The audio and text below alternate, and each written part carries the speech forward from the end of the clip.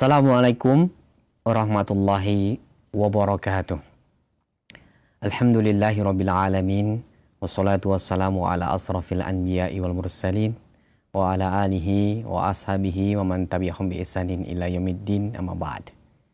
Ikhwatal Islam rahimani wa rahimakumullah. Sahabat Roja dimanapun saat ini Anda bisa menyimak siaran kami, kita memuji seraya bersyukur pada Allah atas segala nikmat dan karunia yang telah Allah limpahkan pada kita semuanya, sehingga pada kesempatan sore hari ini kita dapat berjumpa kembali melalui saluran tilawah Al-Quran dan kajian Islam, TV dan juga Radio Roja. Salawat dan salam semoga senantiasa terlimpahkan, tercurahkan kepada Nabi kita, Nabi Muhammad Sallallahu Alaihi Wasallam, untuk keluarganya, untuk para sahabatnya dan seluruh pengikutnya hingga akhir zaman nanti. Senang sekali kami dapat hadir kembali pada kesempatan sore hari ini guna menghadirkan bimbingan dan pelajaran insyaallah akan disampaikan oleh guru kita Ustadz Abu Haidar As-Sundawi hafidhallahu ta'ala secara langsung dari Masjid Agung Al-Ukhuwah Jalan Wastu Kencana Kota Bandung, guna melanjutkan dari pembahasan kitab Mukhtasar Ma'arijul Qabul. Dan sub-bahasan kita di kesempatan sore hari ini mengenai haramnya berbicara tanpa ilmu. Seperti apa dan bagaimana kita simak kurang lebih 1,5 jam ke depan. Dan bagi Anda yang bertanya silahkan di 021 823 6543. Baik itu via telepon maupun via pesan singkat WhatsApp. Selanjutnya kepada Ustadz kami persilahkan, falyatafadhal maskuran ya Ustadz. Bismillahirrahmanirrahim. Assalamualaikum warahmatullahi wabarakatuh. Alhamdulillahi rabbil alamin. Wa bihi nasta'in ala umuri dunya waddin. Wal aqibatul muttaqin wa la udwana illa ala zalimin.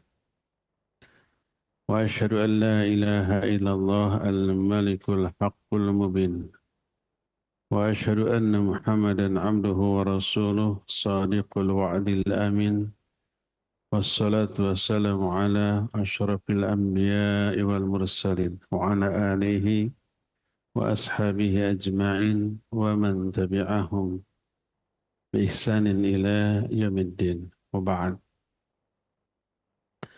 Hadirin jamaah Masjid Agung Al-Ukhuwah Bandung yang Allah muliakan, para pendengar Radio Tarbiyah Sunnah Bandung, pendengar Radio Roja di beberapa kota, dan radio-radio lain yang ikut gabung,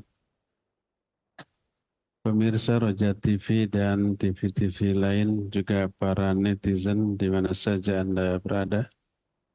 Alhamdulillah kita kembali dipertemukan oleh Allah untuk melanjutkan bahasan kitab Mukhtasar Minhajul Qasirin, Mukhtasar Ma'arijul Qabul.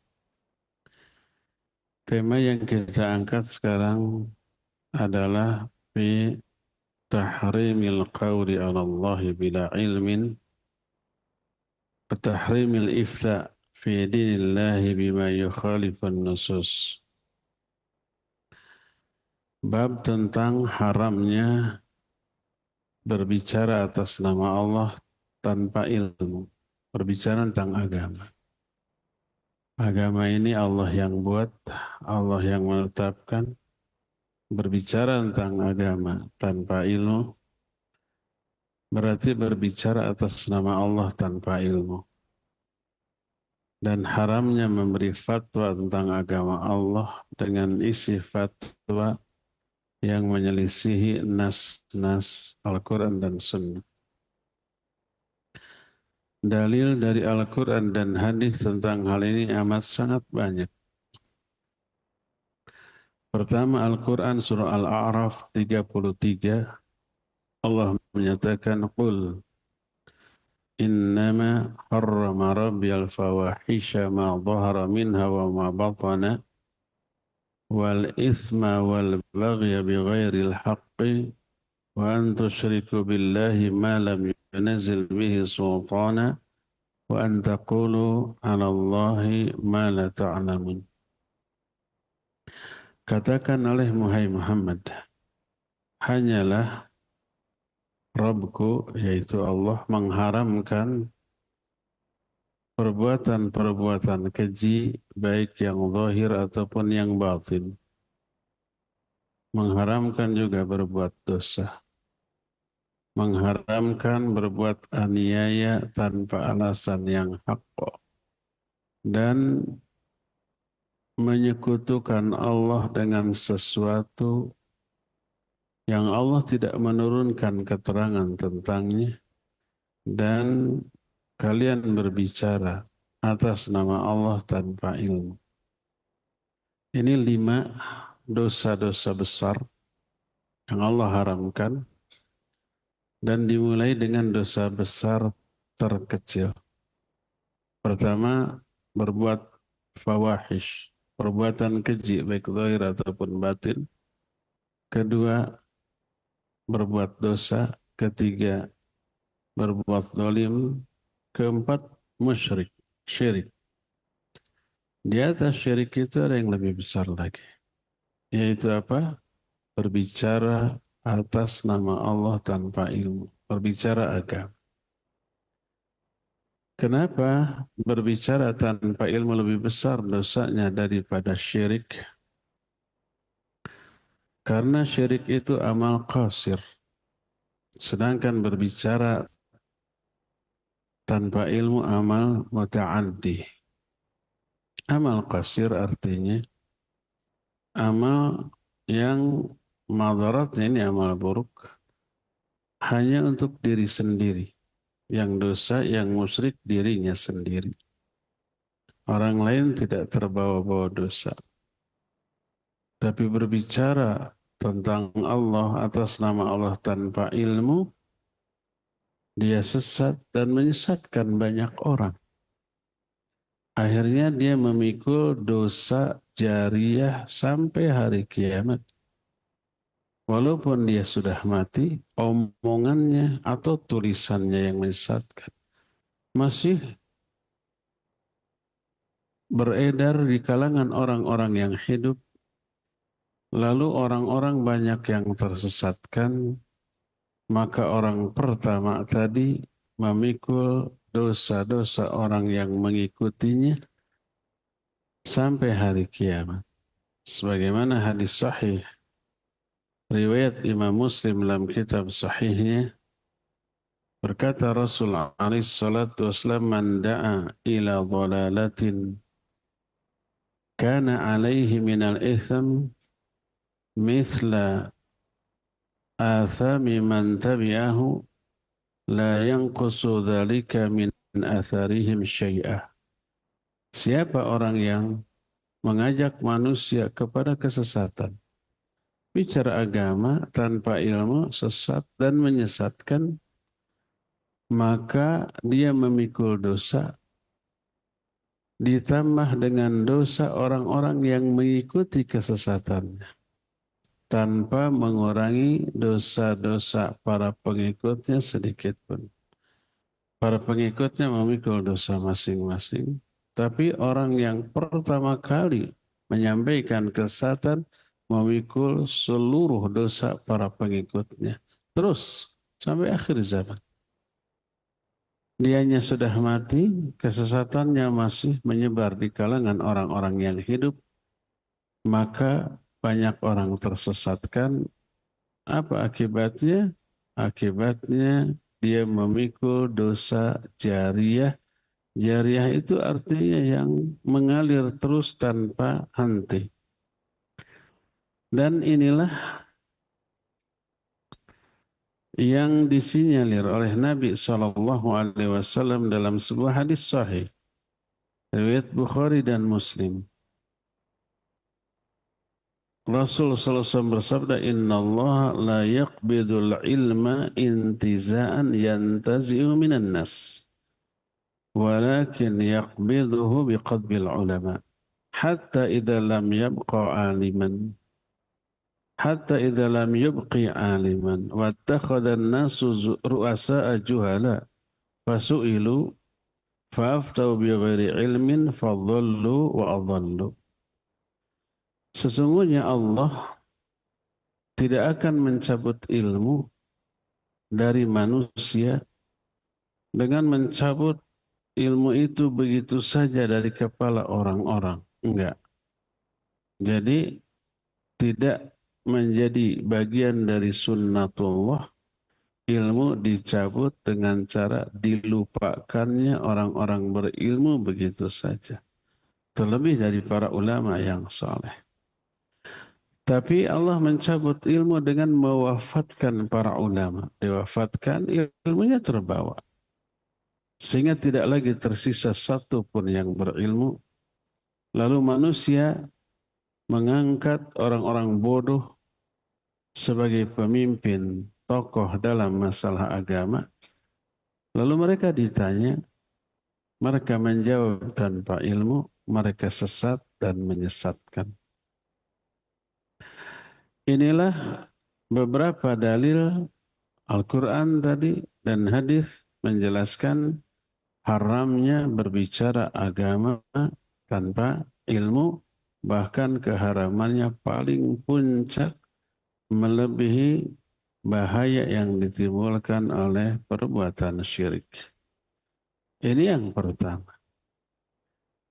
Kedua, bahaya dari berbicara tanpa ilmu berarti mendahului Allah dan Rasulnya. Al-Quran hadis dikesampingkan, dia bodoh tentang Quran hadis. Lalu dia pentingkan ro'yunya, pendapatnya. Dia nggak bisa berbicara Quran hadis karena bodoh tentang Quran hadis. Lalu berbicara tentang agama dengan kebodohan, dengan ro'yunya, dengan pendapat pribadinya yang kosong dari ilmu. Sering saya bilang, jangankan perkara agama, perkara dunia saja orang berbicara, apalagi praktek tentang satu urusan tanpa ilmu, ini berbahaya. Umpamanya kita bukan seorang dokter, nggak pernah berbicara atau belajar kecuali baca artikel, jurnal kesehatan, tidak pernah belajar di fakultas kedokteran, nggak pernah belajar anatomi tubuh, nggak pernah belajar tentang seluruh organ tubuh, nggak pernah belajar tentang penyebab sakit dan obatnya.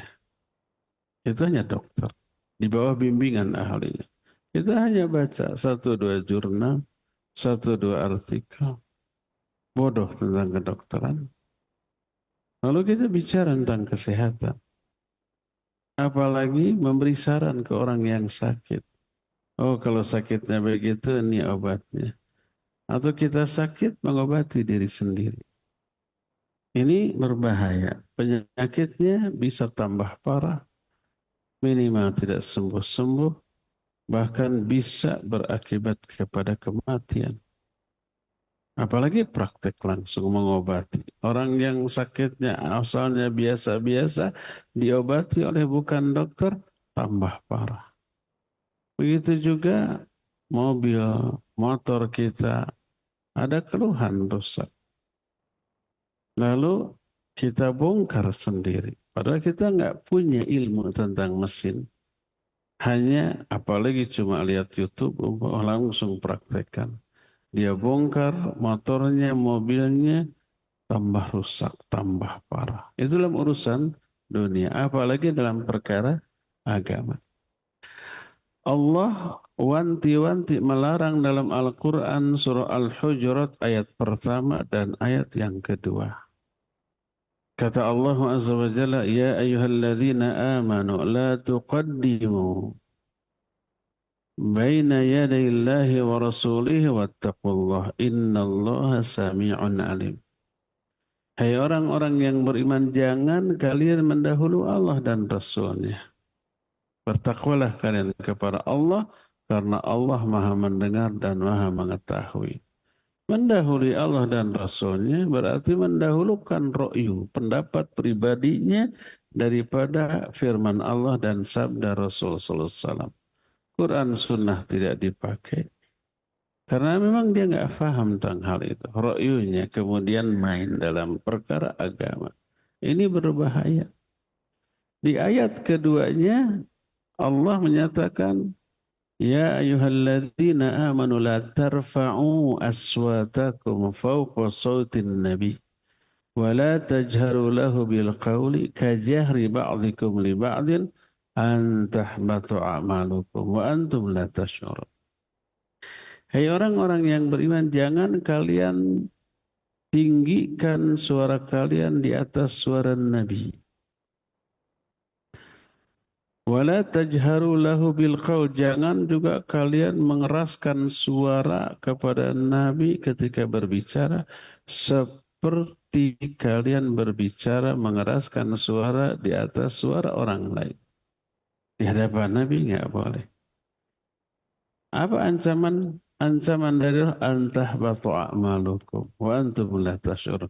Nanti terhapus, gugur amal-amal, pahala-pahala kalian tanpa kalian sadar. Berbicara dengan nada lebih tinggi di hadapan Nabi SAW, walaupun isi omongannya benar, tapi nadanya lebih tinggi. Ini haram, terlarang. Walaupun isi omongannya benar, tapi nadanya lebih tinggi, maka batal semua amal-amalnya. Antah batu a'malukum.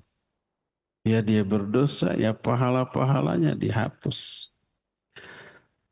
Apalagi kalau bentuk su'ul adab atau buruknya perilaku kepada Nabi SAW lebih dari itu. Tadi disebutkan omongannya benar tapi nadanya lebih tinggi, nggak boleh. Apalagi kalau lebih dari itu. Berupa apa? Berupa dia lebih mengemukakan pendapat pribadinya daripada ucapan Nabi SAW. Ini lebih tinggi kejahatannya daripada bicara benar, baik, tapi suaranya lebih tinggi. Apalagi kalau bicaranya buruk tentang Nabi SAW atau hadis Nabi tidak dipakai, dia lebih mementingkan pendapat pribadinya, ini lebih besar kejahatannya daripada yang tadi. Maka salah satu kerugian orang yang berbicara agama tanpa ilmu, berbicara agama dengan ro'yu, dengan kebodohannya, padahal ada sumbernya Quran hadis. Itu sama dengan mendahului Allah dan Rasulnya. Itu lebih besar kejahatan daripada meninggikan suara di atas Nabi SAW. Maka pertama karena ini dilarang, pasti berdosa kalau dilanggar. Kedua, antah batu a'malukum wa antum la tash'urun, maka gugurlah, terhapuslah amal-amal kalian tanpa kalian sadari. Termasuk kesalahan akibat berbicara atas nama Allah tanpa ilmu itu dianggap sebagai orang yang berdusta atas nama Allah Azza wa Jalla. Dusta itu berbicara yang yukhaliful waqi, yang menyimpang dari realita, dari kebenaran. Terus karena ini masalah agama, mengatasnamakan Allah Azza wa Jalla. Maka setiap kali orang berbicara tentang agama Allah, tapi tidak bersumber dari Al-Quran dan As-Sunnah, sehingga yang halal diharamkan, yang haram dihalalkan, berarti orang itu berdusta atas nama Allah Azza wa Jalla. Sebagaimana dalam surah An-Nahl 116, Allah Azza wa Jalla menyatakan, وَلَا تَقُولُوا لِمَا تَصِفُ أَلْسِنَتُكُمُ الْكَذِبَ هَذَا حَلَالٌ وَهَذَا حَرَامٌ لِتَفْتَرُوا عَلَى اللَّهِ الْكَذِبَ إِنَّ الَّذِينَ يَفْتَرُونَ عَلَى اللَّهِ الْكَذِبَ لَا يُفْلِحُونَ. Kata Allah, janganlah kalian berbicara dengan lisan-lisan kalian berupa kedustaan. Ini halal, ini haram, karena mengada-adakan kedustaan atas nama Allah. Sesungguhnya orang-orang yang berdusta atas nama Allah, mereka itu tidak akan bahagia dunia sampai ke akhirat nanti. Dan berkata muallif rahimahullahu ta'ala, siapa orang yang berbicara atas nama Allah tanpa ilmu, sama dengan menghukum dengan hukum yang tidak Allah turunkan. Yang namanya hukum itu bukan sekedar aspek pidana dan perdata semata-mata. Perilaku juga bagian dari hukum Allah Azza wa Jalla. Sebagaimana sabda Rasul sallallahu alaihi wasallam, juga firman Allah, kaifa tahkumun, bagaimana kalian berhukum? Seperti contoh umpamanya berbicara.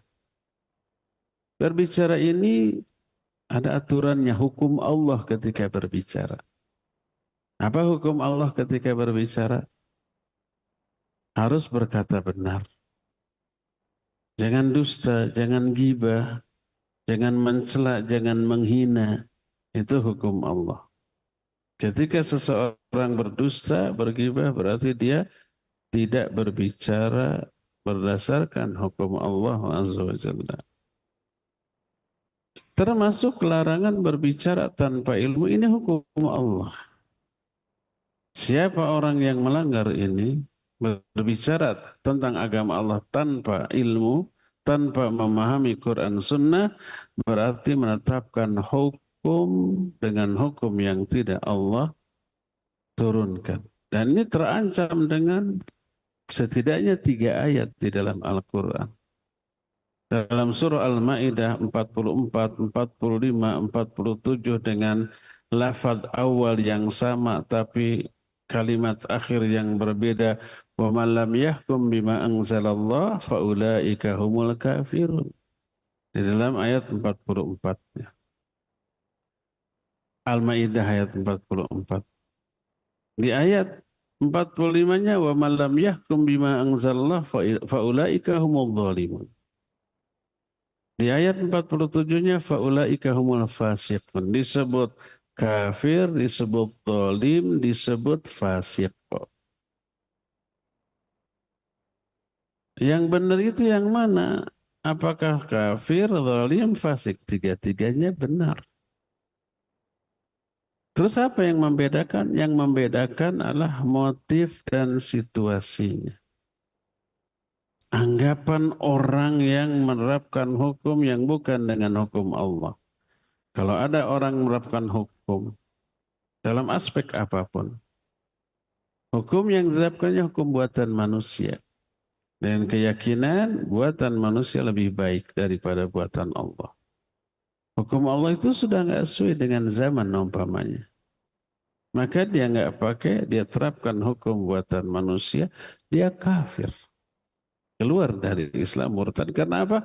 Karena meyakini hukum buatan manusia lebih baik daripada buatan Allah. Tapi kalau orang itu menghukum dengan hukum yang diterapkan manusia, nggak pakai hukuman dari Allah. Karena hawa nafsu. Karena ingin peroleh keuntungan dunia. Sehingga dia merampas hak orang lain. Berbuat aniaya, zalim kepada orang lain. Dia meyakini dirinya salah. Dosa dan terancam azab. Tapi karena hawa nafsu dan ambisi dunia, dia lakukan. Orang ini meyakini hukum Allah lebih baik, terbaik. Hukum manusia salah. Tapi kenapa dipakai? Menguntungkan dia. Sehingga merampas, mengambil hak orang lain dia tetap muslim tapi muslim yang zalim. Inilah yang disebut wa man lam yahkum bima anzalallahu faulaika humul zalimun. Zalim dia. Tidak kafir? Tidak. Karena dia masih meyakini hukum Allah terbaik. Dia merasa dosa dengan hal itu. Demikian juga kalau umpamanya orang menghukum dengan hukum yang bukan Allah turunkan, dengan keyakinan hukum Allah terbaik. Hukum manusia jelek. Tapi dia lakukan karena umpamanya kedengkian kepada sesama atau karena motivasi lain yang sifatnya duniawi, dia bisa fasik, dia bisa zalim. Adapun kalau orang menetapkan hukum buatan manusia karena keyakinan manusia itu buat hukum buatan Allah benar, hukum buatan manusia salah, keliru. Tapi terpaksa dia lakukan. Demi apa? Demi kemaslahatan. Maslahat untuk kondisi di tempat dia berkuasa. Kalau langsung diterapkan hukum Allah, banyak terjadi kekacauan. Karena orang belum siap. Dengan maksud bertahap, diperbaiki sedikit demi sedikit. Maka dia tidak kafir, tidak zalim, tidak fasik. Dia muslim.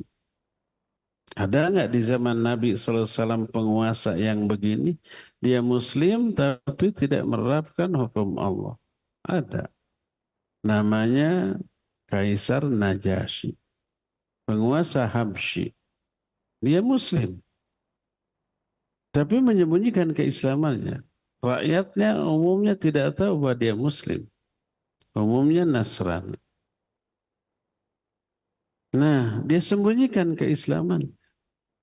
Kalau dia diumumkan masuk Islam, bakal terjadi kegoncangan di negaranya.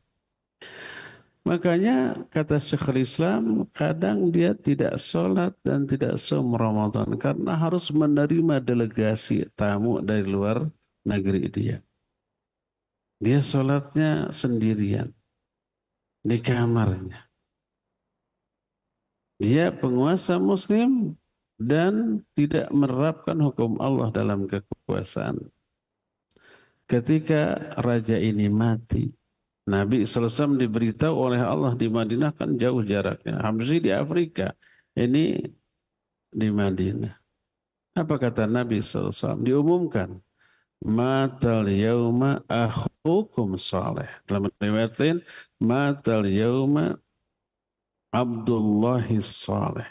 Pada hari ini telah mewafat saudara kalian yang saleh. Disebut saleh. Hamba Allah yang saleh. Wasallu alaihi. Salatkan oleh kalian. Lalu Nabi SAW mensalatkan jenazah Habsyi ini, Najasyi ini secara gaib. Melakukan salat gaib. Orang ini tidak kafir. Para muslim berkuasa tapi tidak menerapkan hukum Allah dalam kekuasaan. Oleh Nabi disebut orang saleh. Tidak ditembak dengan ayat dia kafir karena ada ayat wa malam yahkum bima anzalallah faulaika humul kafir. Enggak ditembak dengan ayat itu. Disebut hamba Allah yang saleh. Karena itulah maka tidak boleh kita memukul rata, menembak penguasa muslim yang tidak menerapkan hukum Allah ditembak dengan ayat ini. Wa man lam yahkum bima anzalallah faulaika humul kafirun. Akhirnya penguasa muslim dikafirkan. Hanya karena tidak menerapkan hukum Allah dalam kepemimpinan. Kenapa tidak diambil faulaika humul zalimun, faulaika humul fasikun? Kenapa yang paling ekstrim gitu? Itu pertama. Kedua, ayat ini bukan sekedar untuk penguasa, tapi untuk setiap individu orang. Huruf man wa man lam yakum. Man di sana disebut nakir. Siapa yang tidak menerapkan hukum? Siapa ini? Siapa aja. Bisa penguasa, bisa rakyat. Termasuk ketika rakyat mensikapi penguasa yang zalim, ada hukum Allah di sana. Kalau ternyata hukum Allah tidak diterapkan, sama tertembak dengan ayat itu tuh. Nabi SAW menjelaskan hukum Allah tentang penguasa yang zalim. Bagaimana sikap kalian sebagai rakyat? Isbiru hatta talaqawni fil haud. Sabar kamu sampai kamu menemui aku di haud. Sampai sahabat menyatakan, wa in kanu yadribunana ala dhuhurina, walaupun mereka itu memukuli punggung-punggung kami, terus mereka mengambil merampas harta-harta kami. Apa kata Nabi SAW? Isbiru hatta talaqawni fil mahid. Sabar kamu sampai kamu menemui aku di haud. Ini hukum Allah melalui lisan Nabi-Nya sallallahu alaihi wasallam. Termasuk umpamanya kita berbicara. Ada hukum Allah dalam hal berbicara. Bicaralah baik atau diam. Nggak boleh dusta, nggak boleh ghibah. Kita langgar. Kita ghibah melanggar hukum Allah. Kita dusta melanggar hukum Allah. Berani nggak kita nembak diri kita? Wa man lam yahkum bima anzalallah faulaika humul kafir. Kafir kita. Nggak berani tentu saja, ya.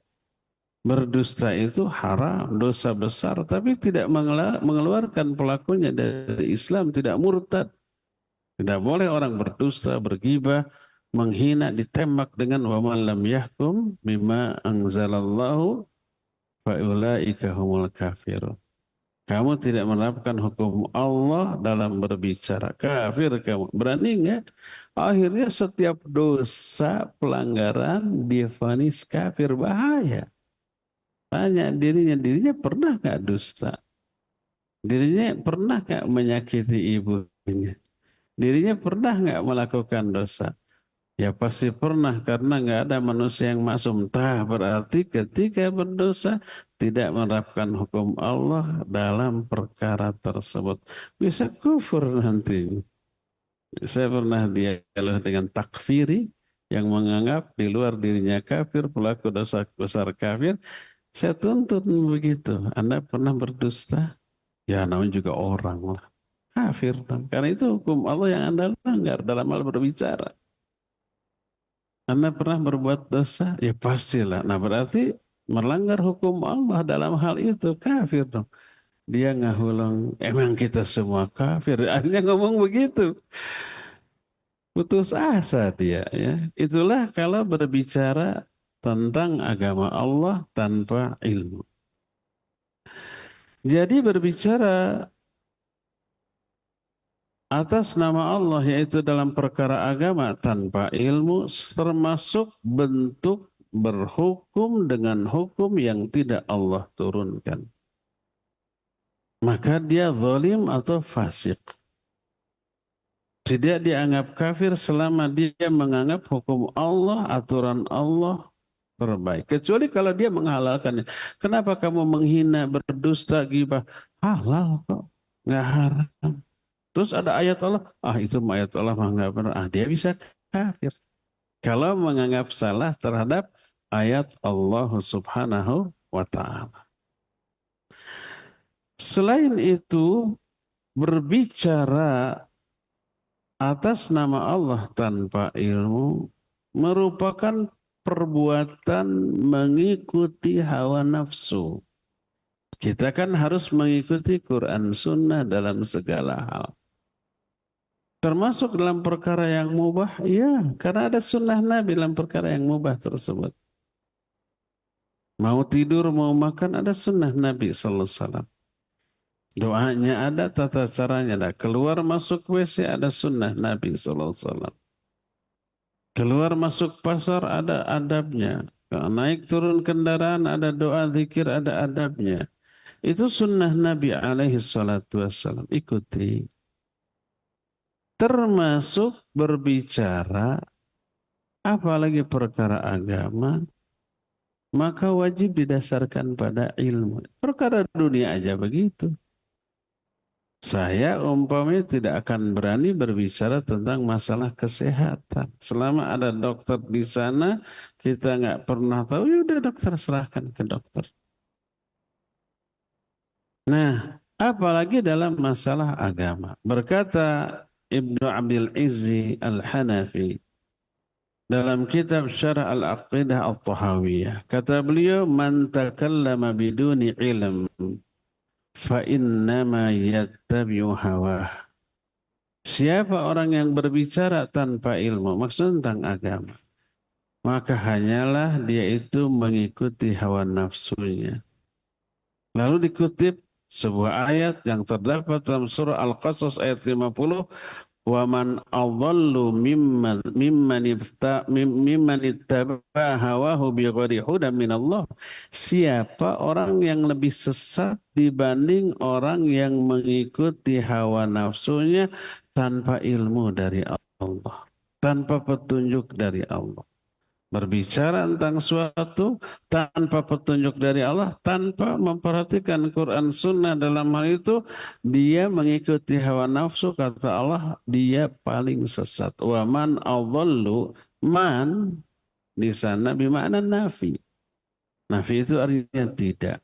Wa man adhallu maknanya siapa yang lebih sesat, artinya maksud tidak ada yang lebih sesat. Adhallu dengan memakai isim tafdil. Bahasa kita isim tafdil itu superlatif. Terbesar, tertinggi, tersesat. Nah, siapa yang lebih sesat dibanding orang yang mengikuti hawa nafsunya tanpa petunjuk ilmu dari Allah? Artinya tidak ada lagi orang yang lebih sesat dari hal ini. Maka Ibnu Abil Izzi menyatakan siapa orang yang berbicara agama tanpa ilmu berarti dia mengikuti hawa nafsunya.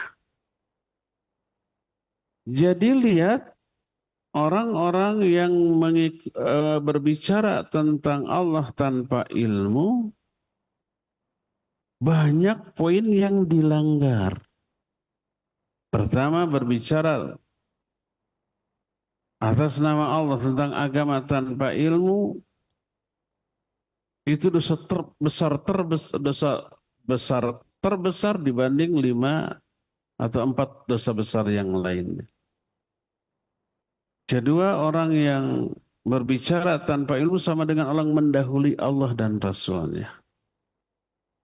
Ketiga, orang yang berbicara agama tanpa ilmu itu amal-amal baiknya bakal gugur. Antahbatu a'malukum wa antum la tash'urun. Nanti batal amal-amal kalian tanpa kalian sadari. Kelimanya, orang yang berbicara agama tanpa ilmu itu sama dengan orang yang menghukum dengan hukum yang tidak Allah turunkan. Keenamnya, orang yang berbicara agama tanpa ilmu itu orang tersebut akan memperoleh dosa jariyah. Dosanya mengalir terus sampai hari kiamat walaupun dia sudah mati. Kalau ada amal jariyah, pahala yang ngalir terus, ada dosa jariyah juga. Kalau kita mengajarkan ilmu yang baik dan benar, kita mati, ilmu yang masih diamalkan oleh orang yang masih hidup itu pahalanya ngalir terus ke kita sampai kiamat. Begitu juga kalau kesesatan. Kita mengajarkan kesesatan diamalkan oleh orang, maka ngalir terus dosanya. Kita mati, kesesatannya masih menyebar di kalangan orang yang hidup, mengalir terus. Dosa jariyah. Dan itu amat sangat mengerikan, menakutkan. Dan poin yang berikutnya, orang-orang yang berbicara tanpa ilmu itu orang masuk jebakan syaitan laknatullahi alaih. Sebagaimana firman Allah dalam surah Al-Baqarah 169. Kata Allah Azza wa Jalla, "Innama ya'murukum bis-su'i wal fahsya wa an taqulu 'alallahi ma la ta'lamun." Syaitan, jangan kalian ikuti syaitan. Karena syaitan hanya menyuruh kalian kepada 3 hal. Pertama, ya'murukum bisu. Menyuruh kalian berbuat keburukan.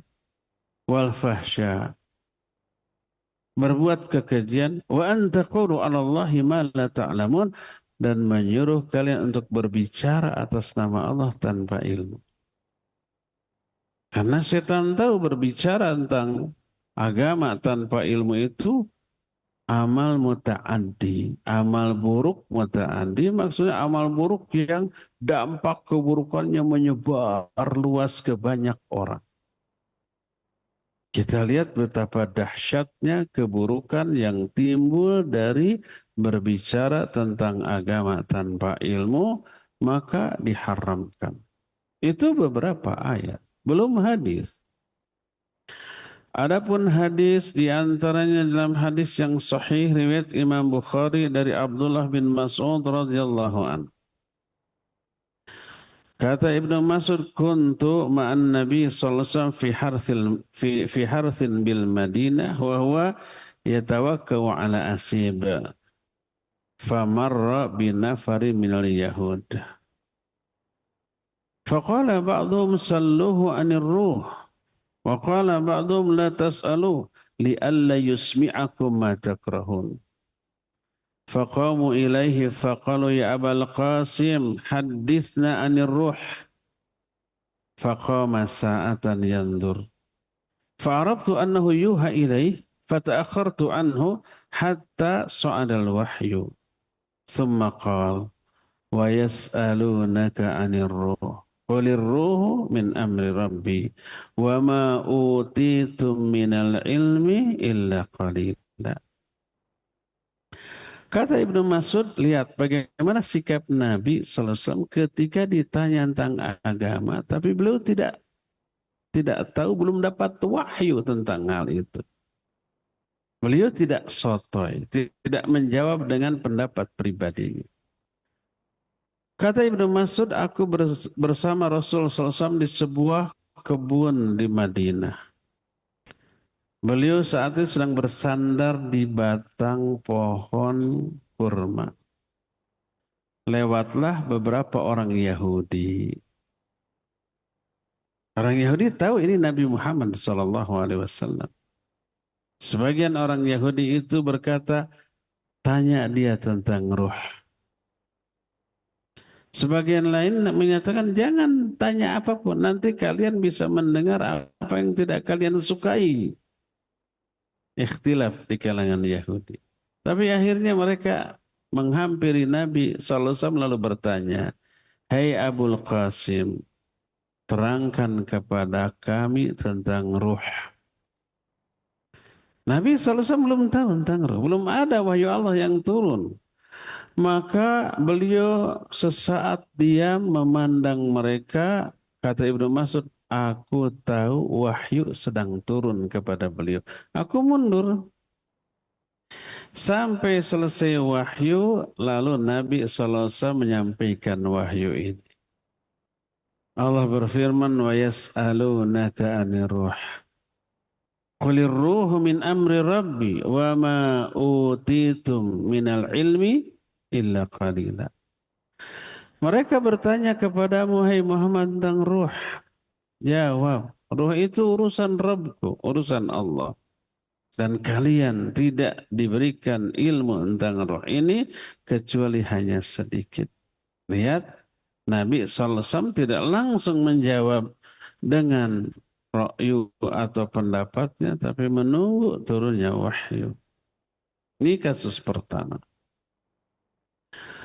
Kasus keduanya dari Jabir radhiyallahu an. Kata Jabir, maridtu faja'ani Rasulullah sallallahu alaihi wasallam ya'uduni wa Abu Bakr wa huma masyan.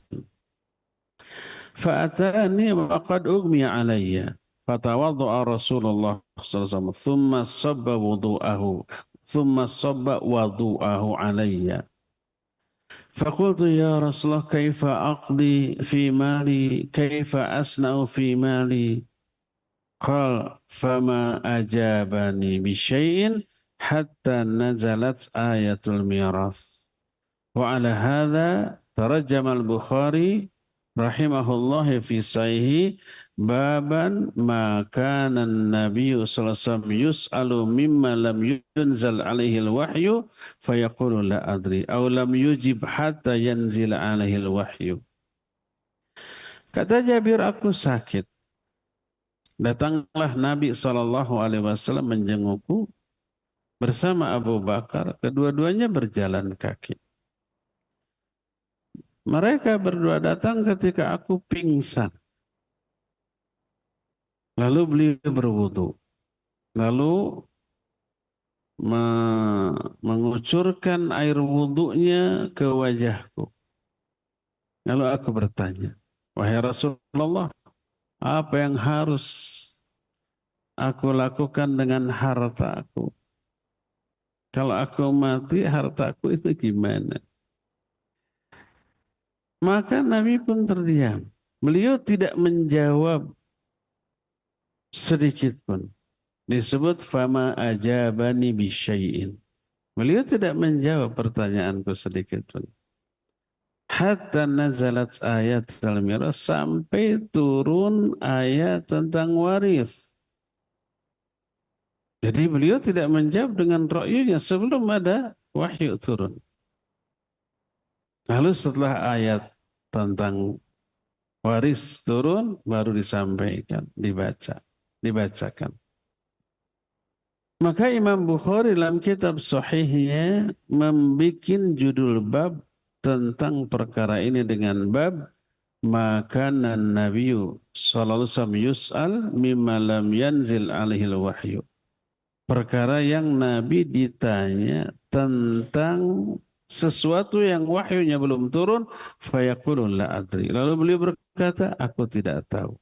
Aulam yujib, atau beliau tidak menjawab sampai wahyu itu turun kepada beliau. Lihat betapa Nabi SAW hati-hati ketika ditanya tentang sesuatu yang beliau tidak memperoleh wahyu atau belum turun wahyu kepada beliau. Sebaliknya Imam Bukhari dalam kitab sahihnya membuat judul bab masih di dalam masalah ini dengan bab ma yudhkaru min dhammir ra'yi wa takallufil qiyas. Bab tercelaknya ra'yu dan memaksa-maksakan diri untuk menerapkan qiyas. Qiyas ini ijtihad yang didasarkan pada ra'yu. Lalu Imam Bukhari mengutip satu ayat yang terdapat dalam surah Al-Isra ayat 36, wala taqfu ma laisa laka bihi ilm. Jangan kamu ikuti sesuatu tanpa ilmu. Ini maknanya jangan bersikap tanpa ilmu, ngomong tanpa ilmu, beramal tanpa ilmu. Lalu di dalam bab ini beliau menyebut hadis. Imam Bukhari menukil satu hadis sahih riwayat Bukhari dan Muslim. Hadisnya diterima dari Abdullah bin Amr bin As radhiyallahu anhuma. Dia berkata, aku mendengar Rasul sallallahu alaihi wasallam bersabda, Inna Allah Ta'ala la yanzi'ul ilma ba'da an a'tahumuhu intiza'an walakin yantazi'uhu minhum ma'a qabdil ulama bi'ilmihim fayabqa nasun juhal yustaftawna fayuftuna bira'ihim fayadhillun wa yudhillun.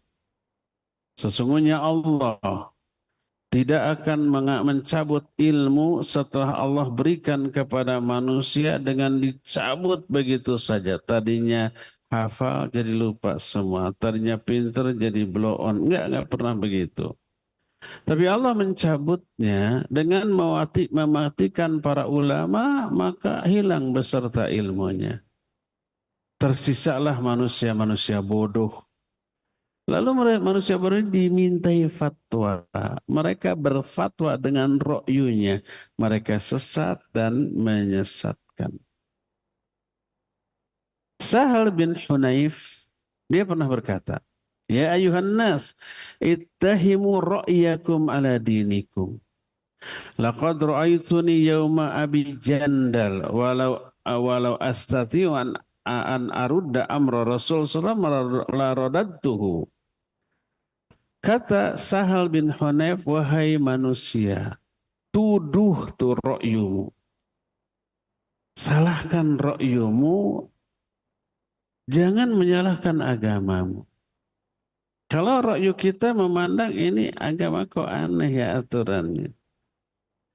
Karena sungguh aku melihat diriku ketika pada hari Abu Jandal, aku hampir-hampir membantah Rasul Sallallahu Alaihi Wasallam. Apa kisah Abu Jandal ini berkaitan dengan perjanjian Hudaybiyah. Poin perjanjian Hudaybiyah itu sepintas merugikan kaum muslimin. Saat itu Nabi dan para sahabat dari Madinah ke Mekah untuk haji. Lalu mereka berhenti dulu sebelum masuk Mekah di Hudaybiyah. Istirahat, diutus Utsman ke Mekah untuk apa? Bernegosiasi minta izin masuk untuk haji, bukan untuk perang. Lalu ditahanlah Utsman, dalam arti dialotkan negosiasinya. Mereka nggak berani menyakiti Utsman karena Utsman tokoh Quraisy yang dihormati. Walaupun sudah masuk Islam, masih punya pengaruh. Selama Utsman dialotkan, ditebar isu Utsman sudah dibunuh. Maka Nabi selesai marah lalu menyeru kepada para sahabat, kita tebus darah Utsman. Ayo bayat. Lalu berbaiat di bawah pohon. Namanya Baiatur Ridwan. Melihat begitu orang-orang kafir yang memata-matai panik. Wah ini akhirnya dilepaslah Utsman. Gak jadi perang. Lalu diutuslah utusan dari Quraisy bernegosiasi. Lahir perjanjian Hudaybiyah. Kasusnya alot tuh. Menyebut ini perjanjian dari Muhammad Rasulullah, diprotes. Kamu bukan Rasulullah menurut kami. Bismillahirrahmanirrahim. Jangan pakai Bismillahirrahmanirrahim. Dihapus tuh. Nah isinya adalah pertama Nabi dan para sahabat harus pulang. Nggak boleh masuk haji tahun ini, pulang. Nanti tahun depan boleh. Sudah capek-capek bawa kambing untuk hadiahnya, suruh pulang lagi. Kedua, kalau ada orang Mekah hijrah ke Madinah, masuk Islam pasti hijrah, wajib dikembalikan ke Mekah. Nggak boleh diterima di Madinah. Itu kedua. Ketiga, sebaliknya kalau orang Madinah pindah ke Mekah, murtad berarti kan, nggak boleh diambil lagi. Disetujui. Ini kan merugikannya. Sudah disetujui, dicap, lagi masih ngumpul datang Abu Jandal. Dari Mekah mau ke Madinah, hijrah masuk Islam. Kemudian melihat di sana ada di Hudaybiyah, bergabung dengan Rasul sallallahu alaihi wasallam. Ini perjanjian sudah ditandatangani, sudah dicap, sudah disetujui. Abu Jandal tidak boleh dibawa ke Madinah, tapi harus kembali ke Mekah. Sampai Abu Jandal menyatakan, wahai manusia, apakah kalian akan membiarkan aku kembali ke Mekah dan memperoleh siksa dari orang-orang Mekah? Pasti disiksa tuh babak belur. Sampai Nabi SAW, sabarlah wahai Abu Jandal, sungguhnya Allah akan memberikan jalan keluar dan kemudahan kepadamu. Di mana lagi ini perjanjian sudah disetujui. Maka Abu Jandal harus kembali dan pasti disiksa babak belur. Sampai Umar bin Khattab radhiyallahu an mengebedol Abu Jandal ke tempat yang agak jauh, menyodorkan pedangnya, bawa pedangku ini. Supaya kamu nanti kalau diapa-apain melawan. Abu Jandal nggak mau, nggak berani. Dan para sahabat gemes melihat saudaranya yang baru masuk Islam dipukuli di sana, dihajar di sana, di hadapan mereka. Kata Sahal bin Hunayf, aku melihat keputusan ini salah, keliru, dan aku hampir-hampir membantahnya. Padahal keputusan Nabi ini wahyu. berdasarkan wahyu Allah yang turun. Makanya di kemudian hari terbukti bahwa perjanjian ini sangat menguntungkan kaum muslimin. Terbukti di kemudian hari. Awalnya dianggap salah, keliru, sampai mereka unjuk rasa. Unjuk rasanya itu ketika orang kafir Quraisy sudah pulang, mereka masih di sana. Nabi SAW menyuruh, ayo sembelih kambing-kambing kalian. Nggak ada yang nurut. Sampai beliau masuk ke kandangnya, ke apa namanya, ke kemahnya. Istri yang dibawa saat itu Ummu Salamah radhiyallahu anha melihat bagaimana kesedihan Nabi SAW karena para sahabat tidak nurut. Kata Ummu Salamah, Allah menyertaimu ya Rasulullah. Lakukan apa yang kau lakukan, para sahabat pasti mengikuti. Akhirnya beliau keluar membawa goloknya, diambil kambingnya, kececeng. Dia apa? Disembelih. Melihat begitu, para sahabat nggak tega, langsung mereka menyembelih kambing-kambing. Kata Sahal bin Hunayf, kalau aku saat itu hampir-hampir membantah. Tapi ternyata di kemudian hari terbukti isi ini menguntungkan bagi kaum muslimin, bagi mereka. Maka kata Sahal bin Hunayf, ayuhan nas ittahimu ra'yakum ala dinikum. Wahai manusia, tuduh akalmu, tuh ro'yumu, jangan menyalahkan agama. Karena aku melihat pada hari Abu Jandal, aku hampir membantah perkataan Rasul SAW ketika perjanjian Hudaybiyah. Ternyata terbukti ini amat sangat menguntungkan. Kita nggak punya waktu membahas di mana keuntungan. Nanti banyak ya. Dan sebelum setahun para orang-orang kafir sudah banyak melanggar perjanjian. Akhirnya sebelum setahun Nabi dan para sahabat sudah menaklukkan kota Mekah, lalu terbuktilah ayat yang terdapat dalam surah Al-Fat ayat 27, laqad sadaqallahu rasulahu ru'ya bil haqq la tadkhulunnal masjidil haram insyaallahu aminin. Jadi kaum muslimin masuk Mekah dalam keadaan aman. Tak ada peperangan, tak ada pertumpahan darah. Seluruh penduduk Mekah takluk saat itu, ya. Oleh karena itulah maka sisihkan ra'yu, kedudukan wahyu di atas akal, dan itu didalili oleh banyak ayat dan juga banyak hadis-hadis yang sahih tentang masalah itu. Jadi Nabi SAW tidak mau berani berbicara tentang sesuatu tanpa ilmu sebelum turunnya wahyu. Termasuk ketika beliau terpojokkan dalam situasi yang membuat beliau itu tersudut. Seperti datang orang-orang Yahudi bertanya tentang Dzulqarnain. Maka kata Rasul sallallahu alaihi wasallam, besok saya akan jawab. Beliau menunggu turunnya wahyu. Besoknya enggak turun.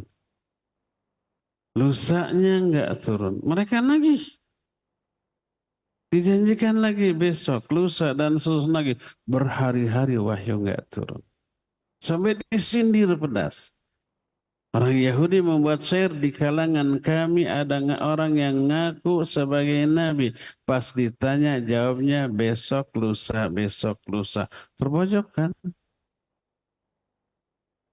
Dalam keadaan terpojok seperti itu turun wahyu, tapi bukan jawaban atas pertanyaan tentang Dzulqarnain. Teguran. Dalam surah Al-Kahfi Allah menyatakan, jangan kau berkata inni fa'ilu dzalika ghaddan. Aku akan melakukan itu besok. Illa ayyasha Allah, kecuali dengan menyebut insya Allah. Malah ditegur. Jangan menjanjikan sesuatu besok, kecuali dengan menyebut insya Allah. Malah terdapat teguran seperti ini. Semakin terpojok Nabi SAW. Kebayang kan? Beliau orang yang reputasinya sangat tinggi, mulia sebagai orang yang tidak pernah ingkar janji, orang yang tidak pernah berdusta. Pokoknya orang kafir pun memuji akhlaknya. Sekarang kenyataannya begitu. Baru setelah itu turun wahyu yas'alunaka anzil qarnain. Surah Al-Kahfi ayat-ayat terakhir itu. Lihat Nabi SAW tidak sotoy. Tidak menjawab dengan ro'yunya sebelum wahyu itu turun. Karena agama ini bukan buatan beliau. Tapi Allah yang bikin. Beliau hanya mengikuti apa yang diwahyukan. Qul innama ana basyarum mithlukum yuha ilayya. Dalam ayat lain, innama attabi'u ma yuha ilayya. Aku hanya mengikuti apa yang diwahyukan kepadaku. Tidak pernah berbicara dengan pendapat pribadinya. Kalau beliau berbicara tentang agama tanpa wahyu, diancam oleh Allah. Diputus tuh urat lehernya. Mati enggak? Ya matilah. Allah berfirman dalam surah Al-Haqqah ayat 44 sampai 48, "Walau taqawwala 'alaina ba'dal aqawil la akhadna minhu bil yamin thumma laqata'na minhu al-watin. Fama minkum min ahadin anhu hajizin." Seandainya dia Muhammad SAW mengada-ada sebagian perkataan atas nama kami, bicara agama tanpa wahyu. Kalau berani demikian, la akhadna minhum bil yamin. Kami pegang dia dengan tangan kanan kami, thumma laqata'na minhul watin. Lalu diputus tuh urat lehernya seketika itu juga. Fama minkum min ahadin anhu hajizin. Tak ada seorang pun di antara kalian yang bisa menolong dia dari pemutusan urat leher itu. Dari sinilah kita faham kenapa Nabi SAW selalu menunggu wahyu. Kalau menjawab pertanyaan yang belum diberikan wahyu.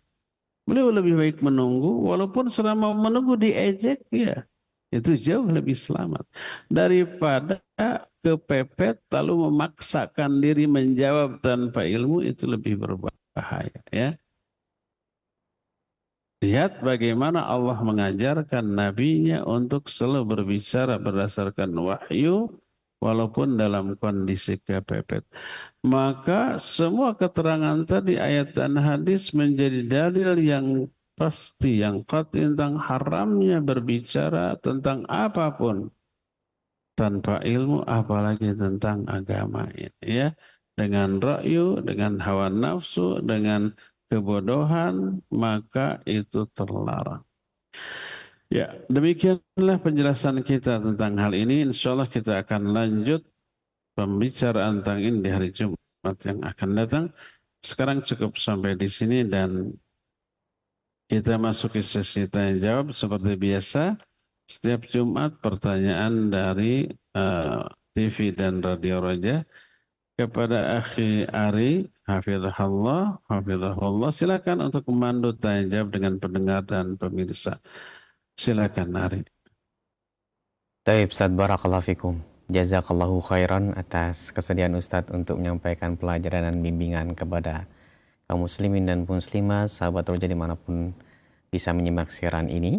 Semoga Allah memberikan taufik dan kemudahan untuk kita bisa memahami pelajaran ini dan mengamalkannya. Selanjutnya kami akan bacakan dari pertanyaan pesan singkat dari Bapak Uus di Tasikmalaya yang bertanya sebagai berikut, Ustadz. Ustadz, sebentar lagi kita memasuki bulan suci Ramadan. Biasanya atau yang acap kali di kampung saya sering diadakan kultum dan yang mengisi dalam kultum tersebut bukan tokoh agama atau orang yang memang notabene berilmu dalam masalah agama Islam ini. Hanya orang-orang yang dianggap tua, dianggap yang pintar atau berprofesi seperti dokter, dosen, atau aparat yang dipandang dalam masyarakat kami. Bagaimana kita menyikapi hal tersebut? Apakah kita tetap mengambil ilmu dari kultum-kultum tersebut? Silakan Ustaz. Baik, barakallahu fiik. Di bulan Ramadan nanti akan marak kajian-kajian. Itu bagus-bagus saja. Selama kajian ini tidak diselipkan, dikaitkan dengan ibadah tertentu. Tidak dikaitkan dengan tarawih. Setiap sebelum tarawih ada kajian atau tengah-tengah gitu ya. Maka diadakan seperti di momen-momen seperti biasa. Ba'da subuh, yaitu sunnah. Nabi SAW beliau suka menghadapkan wajahnya ke jamaah lalu dialog bertanya. Bertanya mimpi, bertanya ini dan itu. Ini menunjukkan sunnahnya memberi tausiah ba'da salat subuh boleh. Atau menjelang berbuka. Tapi yang jadi masalah yang isinya itu bukan ahlinya.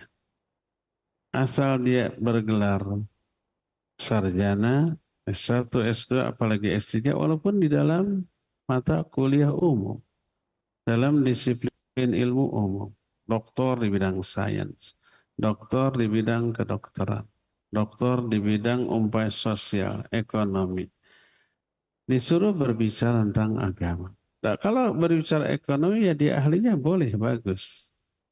Tentang sains dia ahlinya bagus. Tapi dalam masalah agama, nol. Bukan ahlinya, maka tidak boleh. Dia harus menolak. Khawatir terkena dengan hadis tadi, ya, disebutkan wattakhadhan nasu ru'asa juhala. Orang-orang mengangkat orang bodoh tentang agama sebagai tokoh. Fasu'ilu lalu ditanya. Fa'aftau bi ghairi ilm lalu berfatwa tanpa ilmu. Fadhallu wa adhallu, sesat dan menyesatkan. Mau nggak kita umpamanya mendengar ceramah ulama tapi tentang sains dan teknologi? Nggak mau, bukan ahlinya. Mau nggak kita berbicara mendengar penjelasan seorang dokter spesialis tapi berbicara tentang ekonomi? Nggak mau, itu bukan ahlinya. Dan juga sebaliknya, kalau mereka doktor, profesor doktor umpamanya di bidang ilmu umum tapi bicara masalah agama, ya bukan ahli. Hancur. Sama dengan kita rusak motor mobil diserahkan bukan ke montir. Ini ada profesor dokter di bidang kedokteran. Dia profesor dokter di bidang umpamanya penyakit dalam. Mobil kita rusak, Prof tolong bongkar. Berani nggak kita? Nggak berani. Dia profesor dokter itu di bidang kesehatan, bukan bidang ini. Mereka sendiri kalau mobilnya rusak ke montir, walaupun montir ini hanya lulusan STM mesin. Lebih baik daripada profesor doktor di bidang kesehatan atau di bidang lain. Tentang mesin lebih utama ke lulusan STM mesin. Dia teori tahu, praktek juga mungkin sering di bawah bimbingan ahlinya gitu ya. Apalagi kalau montirnya itu lebih ini daripada itu ya. Jadi kalau kita menyerahkan urusan mobil, motor, HP ke seorang profesor, doktor, tapi bukan ahlinya, kita nggak mau, ini dijamin bakal tambah rusak. Apalagi masalah agama ya. Jadi agama mah dia tidak menguasai, nggak boleh diminta. Kalau diminta terus dia ngomong, dengar nggak? Jangan didengar. Al ilmu dinun fanzuru min aina akhadtum dinakum. Ilmu ini agama. Perhatikan dari siapa kamu mengambil agamamu. Harus dari ahlinya. Fas'alu ahla dzikri in kuntum la ta'lamun. Tanya ke ahlinya kalau kalian tidak tahu.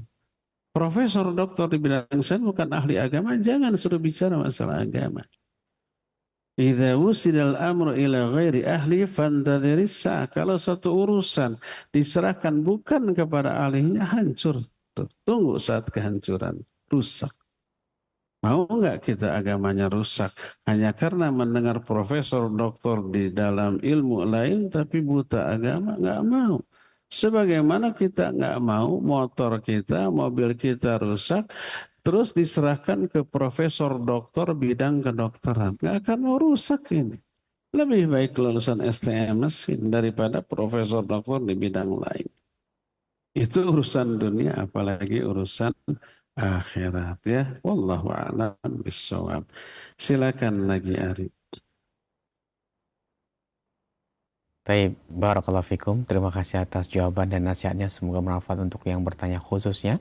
Dan kita semua yang menyimak pada kesempatan kali ini. Selanjutnya kami akan bacakan dari pertanyaan Ibu Ida. Assalamualaikum warahmatullahi wabarakatuh Ustadz. Izin bertanya. Suami sudah lama belajar tentang ilmu agama. Dan alhamdulillah ilmu agama juga baik. Tapi dalam bermuamalah dengan istrinya kurang baik, kurang beradab, sering membentak istri, tidak mau dinilai jika ada kesalahan, terlalu banyak menuntut ke istri sehingga istri merasa tertekan. Suami juga keras dalam mengajarkan ilmu agama kepada anak saya, di mana ini anak sambung dari suami saya dan anak saya kandung. Terkadang juga suka membentak dan meremehkan jika salah dalam belajar ilmu agama. Nah, bagaimana kita menyikapi hal tersebut Ustadz? Apakah suami termasuk zalim terhadap saya atau tidak? Silakan. Baik, barakallahu fiik. Ini lebih baik kalau suaminya dengar. Penjelasan ini pentingnya untuk suami, bukan untuk korban dari perilaku suami. Dari sudut pandang istri, yang pertama sabar dalam hal itu ya. Kedua, hindarkan apapun yang bisa memancing emosi suami. Kalau tahu suami itu kasar, keras, gampang marah, hindarkan kemarahan.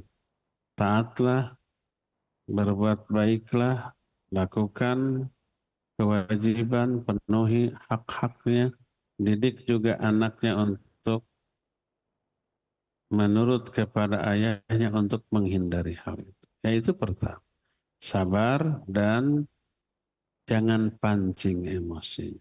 Kedua, doakan agar Allah memberi hidayah kepada dia. Agar hatinya dilunakkan, dilembutkan. Ketiga, ini yang penting. Tadi kan suaminya rajin belajar agamanya ya. Aneh kalau rajin belajar agama, paham sunnah, tapi perilaku ke istri dan anaknya begitu. Mungkin kurang mendapatkan materi parenting. Bagaimana sikap seorang tua, orang tua kepada anaknya, suami ke istri. Itu penting, mungkin belum dapat. Selama ini yang difahami tauhid, manhaj, tauhid, manhaj, tauhid, manhaj. Di dalam tauhid memang tidak ada toleransi. Dalam manhaj juga. Walaupun lebih longgar kalau dalam masalah manhaj dibanding dalam masalah tauhid. Nah, akhlak parenting itu kurang. Coba ajak untuk ngaji tentang parenting. Kalau ada kajian dengan ustadz tertentu dengan tema parenting, yuk sama-sama hadir. Nah, di materi itu banyak diungkit ayat, hadis bagaimana seorang suami, seorang ayah bersikap ke keluarganya. Coba ibu tadi kan pasti punya surat nikah. Buka bersama, di sana ada ayat yang dicantumkan. Apa isi ayatnya? Wa'ashiruhunna bil ma'ruf. Perlakukan para wanita, para istri dengan sebaik-baik perlakuan. Dengan cara yang ma'ruf. Ini perintah Allah. Kalau ini dilanggar, dikasari. Pertama, dia melanggar perintah Allah. Dan dosanya pertama kepada Allah. Bukan kepada istri, ke istri ya dosa. Tapi yang pertama ke Allah dulu. Karena Allah perintahkan wa'ashiruhunna bil ma'ruf. Perlakukan istrimu dengan cara yang ma'ruf. Dia langgar. Pertama dosa kepada Allah. Kedua, Nabi SAW berwasiat. Istausu bin nisa'i khaira. Aku wasiatkan kepada kalian untuk berbuat baik, lemah lembut ke istri kalian. Ini wasiat Rasul sallallahu alaihi wasallam. Ini dilanggar, dosa kepada Rasul sallallahu alaihi wasallam. Ya. Ketiganya, ini menjadi kriteria baik buruknya orang itu di mata Allah dan di mata Rasulnya. Salah satu kriteria baiknya seseorang dilihat sikapnya kepada istri dan anaknya. Kalau sikapnya baik, dia baik di mata Allah dan Rasulnya. Kalau sikapnya buruk, buruk pula. Kata Nabi SAW, khairukum li ahli, wa ana khairukum li ahli. Sebaik-baik kalian adalah orang yang paling baik ke keluarganya. Dan aku orang yang paling baik ke keluargaku. Lihat baik buruknya orang di mata Allah dan Rasulnya itu, lihat bagaimana sikapnya ke keluarga. Ya. Nah, otomatis apa yang dilakukan oleh suami ke istri, ke anak-anaknya, karena itu perintah Allah, sabda Rasul SAW, maka memperlakukan istri dengan semulia-mulia perlakuan, termasuk sunnah Nabi SAW. Ketika para istri Nabi ditanya, apa ya sih yang harus dilakukan oleh Nabi sehari-hari dalam rumah, malam atau siang? Disebut malamnya tidur, kemudian tahajud di akhir malam. Siangnya saum, kadang-kadang tidak saum, saum sunnah. Terus disebut wa kana fi mihnati ahli. Beliau suka bantu-bantu tugas istrinya, pekerjaan istrinya. Kalau mau menerapkan sunnah Rasul dalam kehidupan keluarga, bantu istri itu. Ikut nyapu, ikut ngepel. Walaupun ngepel bukan sunnah Nabi SAW. Nabi tidak pernah ngepel. Tahu sebabnya? Bukan lantai, tapi pasir tanah. Tapi nyapu iya. Menjahit pakaian yang sobek. Menambal, menyambung tali sendal yang putus. Wa kana fi mihnati ahli. Beliau bantu-bantu istrinya. Wujud kasih sayang, perhatian, kelemah lembutan Nabi kepada istrinya, bantu-bantu. Tidak mentang-mentang itu tugas perempuan. Walaupun santai, tidak ada pekerjaan, kegiatan rileks, dibiarkan. Istrinya ya harus nyapu, ngepel, beres-beres, nyupir, nyuci piring, nyuci baju, masak, ngamandiin anak. Nggak dibantu sedikit pun. Ini tidak sesuai dengan sunnah Nabi SAW. Nah, mestinya ikhwan yang sering ngaji itu tahu itu. Karena pasti pernah dibahas oleh para ustadz yang mereka datang. Atau ketika ada yang nikah, dengar khutbahnya. Salah satunya pasti dibahas itu kalau saya, walaupun berkali-kali khutbah nikah gitu ya. Bukan saya yang nikahnya, orang lain. Saya sering ungkit itu, walaupun mustaminya sama, itu juga. Pasti ada yang berbeda kan. Dan pasti khutbah saya itu pernah terekam. Di YouTube ada nyebar. Tapi saya ulang-ulang lagi. Dimanapun ada yang nikah, saya diminta khutbah, saya tekankan ini. Wajibnya setiap suami berlaku lemah lembut kepada istri dan anak-anak. Karena itu wasiat Rasulullah. Itu perintah Allah Azza wa Jalla. Itu kriteria baik buruknya seseorang di mata Allah. Saya ulang-ulang.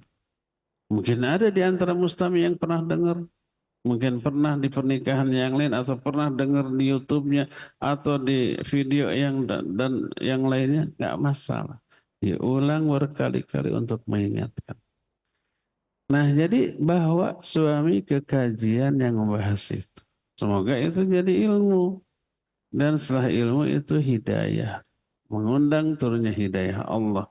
Setelah dia tahu bahwa berlemah lembut itu, berbuat baik itu perintah Allah, wasiat Rasul sallallahu alaihi wasallam, kriteria baik buruknya seorang, maka dia akan tersentuh.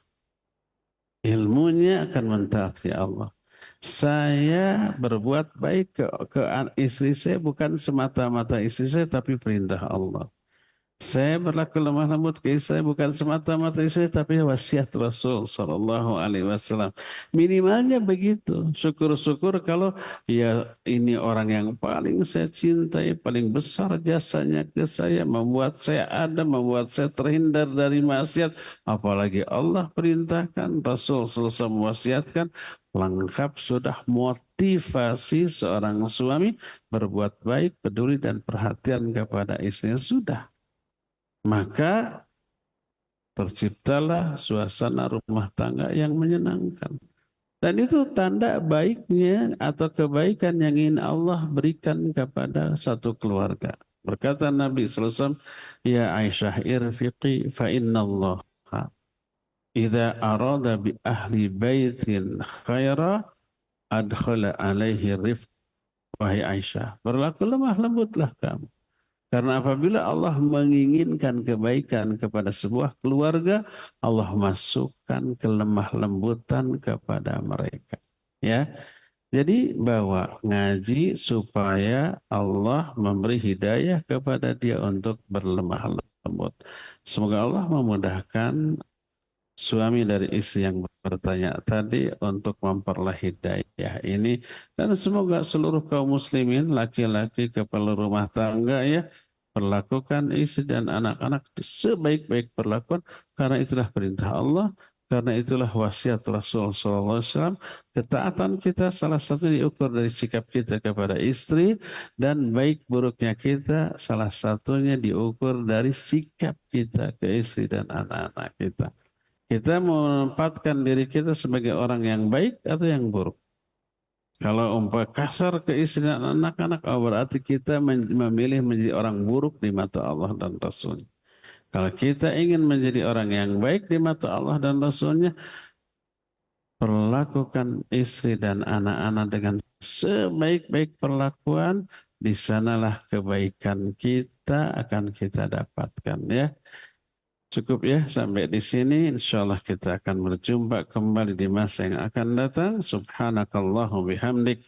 Asyhadu an la ilaha illa anta astaghfiruka wa atubu ilaik. Walhamdulillahi rabbil alamin. Wassalamualaikum warahmatullahi wabarakatuh. Waalaikumsalam warahmatullahi wabarakatuh. Jazakallahu khairan wa barakallahu fikum. Kami ucapkan syukran, terima kasih kepada Ustadz Abu Haidar As-Sundawi Hafidhallahu Ta'ala yang telah berkenan untuk meluangkan waktunya di tengah-tengah kesibukan beliau di dalam menyampaikan ilmu atau berdakwah kepada kaum muslimin dan muslimat, sehingga kita bisa mengambil pelajaran bermanfaat dari perjumpaan kita di kesempatan sore hari ini, bahwasanya kita harus bersabar di dalam belajar, menuntut ilmu untuk menghilangkan kebodohan kita, dan setelah ilmu tersebut kita pahami, kita berusaha untuk amalkan, dan kita juga harus bisa dengan baik menyampaikan kepada orang-orang terdekat, orang yang kita cintai. Dan tak lupa kita juga harus selektif di dalam mengambil ilmu dari orang-orang yang kita anggap berilmu, hingga benar-benar ilmu yang kita ambil dari orang-orang yang berkompeten, orang-orang yang benar-benar ahli di bidang ilmu tersebut. Kami ucapkan jazakumullahu khairan, terima kasih atas kesediaan antum semuanya menyimak dari awal hingga akhir pelajaran ini. Kami mohon maaf apabila ada kekurangan dalam menghadirkan program kajian ilmiah di edisi sore hari ini. Kami yang bertugas mohon pamit undur diri. Subhanakallahumma bihamdika asyhadu an la ilaha illa anta astaghfiruka wa atubu ilaik. Wassalamualaikum warahmatullahi wabarakatuh.